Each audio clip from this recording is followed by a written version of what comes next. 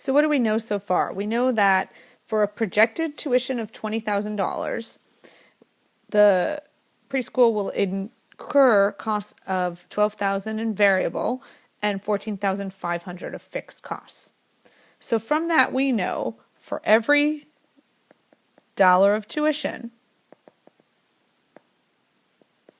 we can see that 60 cents is spent on variable costs, right? So if we take the 12,000 divided by 20,000, we see that variable cost is about 60 cents out of every dollar. So that leaves approximately 40 cents in fixed costs.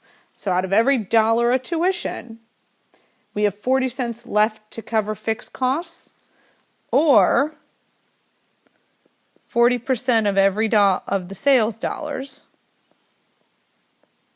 are left over at the end to cover the fixed costs. So we need to make sure that 40% of our sales volume at the end of the day is equal to at least this 14,500. So to break even, so remember when we break even, we're going to have zero profit. So we're going to exactly cover that 14,500, and we're going to cover it with this 40% that's left to cover the fixed costs, or using our formula, the contribution margin ratio, which is our total contribution margin of 20,000 minus 12,000, right, divided by 20,000.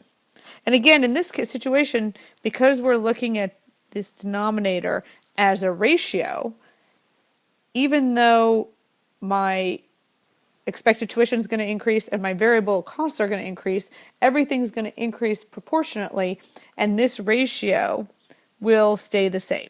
So my fixed costs are going to be the same, and this percentage ratio is going to be the same. And that will give us a dollar value of $36,250, and that's what I have to have in tuition in order to break even. Now, we can check and see if we're right. So we know that with tuition at $36,250,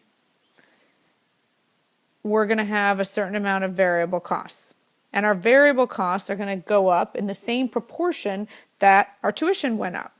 So our variable costs are going to be the original 12,000, and we predicted 12,000 based on $20,000 worth of revenue. So that's our ratio of variable costs to revenue. And now we're going to have $36,250 of revenue. So we're going to have a prediction of $21,750 in variable costs. And of course, when I think about fixed costs, right? Fixed cost, fixed. So they're going to still be $14,500. If I add together the fixed costs and the variable costs, I'm going to come up with $36,250. So my costs exactly equal my tuition, and I have a break even. I'm done. I've checked my answer.